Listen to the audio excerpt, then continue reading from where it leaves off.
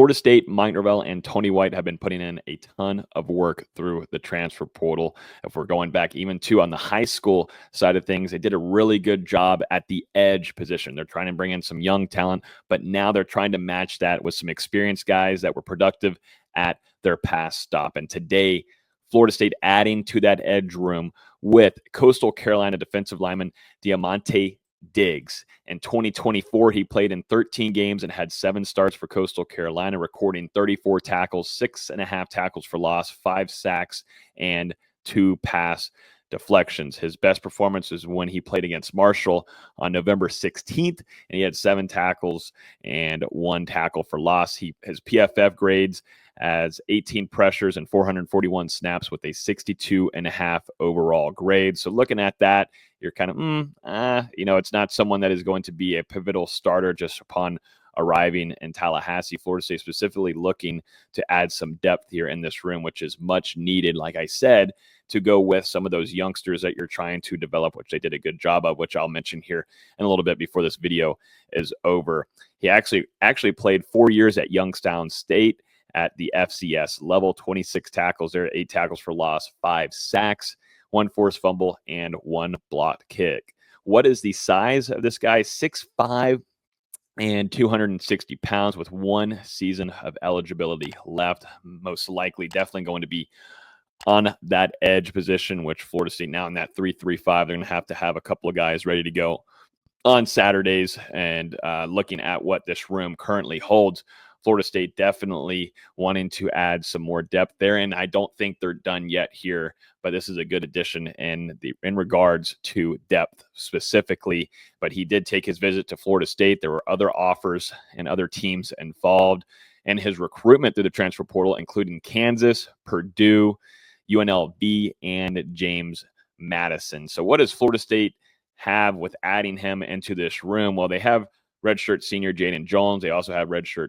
junior Aaron Hester, who we kind of started to see some growth from. And we were hearing it from practices, and then also till we saw it in games where you were starting to see some growth. Like, oh, okay, there's Hester. You kind of been waiting for him to get along much more, maybe of a smaller defensive end, but he's still staying on this roster, and we'll see how it looks going into the spring with some of these younger guys coming in that they're hoping to develop, which during the early signing period, they brought in LaJesse Harold, a 4-star, along with Tylon Lee. LaJesse Harold, which I'm really excited for, a guy that was really productive at the high school level, and someone that I don't think is going to take too long to start seeing him out on the field. Florida State's got to do a better job of development there. And with Terrence Knighton, Florida State's new defensive lines coach, there's hope. There's definitely some hope for development. And not saying that where John Papuchis, that wasn't the case with some of those guys. I think definitely for the younger side, those high school level guys, you just didn't see what you maybe were expecting definitely out there as a product at the defensive end room. But when you had transfers coming in, Jared Verse definitely carries a load there in that regard. Marvin Jones Jr. was certainly a letdown, but as a player, I think that's just who that is going to be. That Pat Payne, we just definitely did see a decline in his play as well, but you're hoping that some of these youngsters can get going, start seeing where they're going to be pivotal players, can make an impact moving forward under Terrence Knighton's leadership and coaching going in this 2025 season. You also brought in the 2 brothers at the defensive end room with Darryl Desir and Mendrell Desir. But going through the transfer portal, most importantly, though, you brought in James Williams from Nebraska. Makes sense. All the ties going with Tony White and what he wants to do defensively. He's more of a pass rusher. He was more of a reserve guy at Nebraska. Definitely a third down threat coming at you, going to the quarterback and get to the backfield. But he wants to do a better job in this next season of being an all-around defensive end.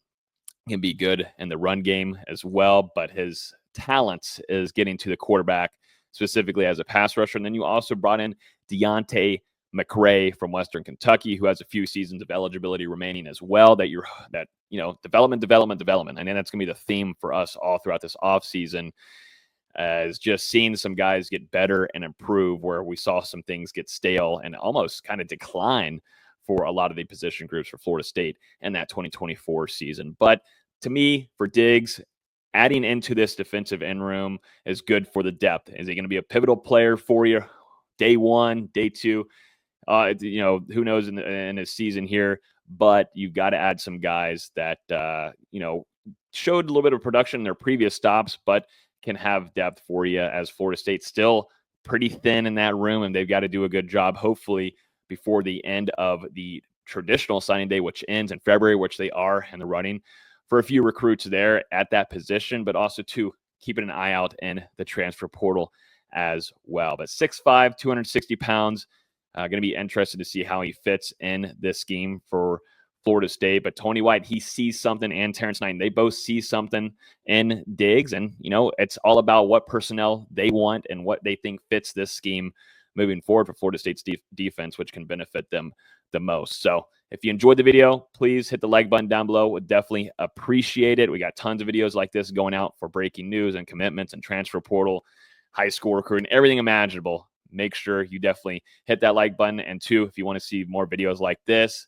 it allows us to do this a lot more when you hit that subscribe button, and gets notified to you whenever we release one of these videos. So it's been busy. It's only going to get busier from here. So highly suggest hitting that subscribe button. And as always, appreciate you for hanging out with us and watching.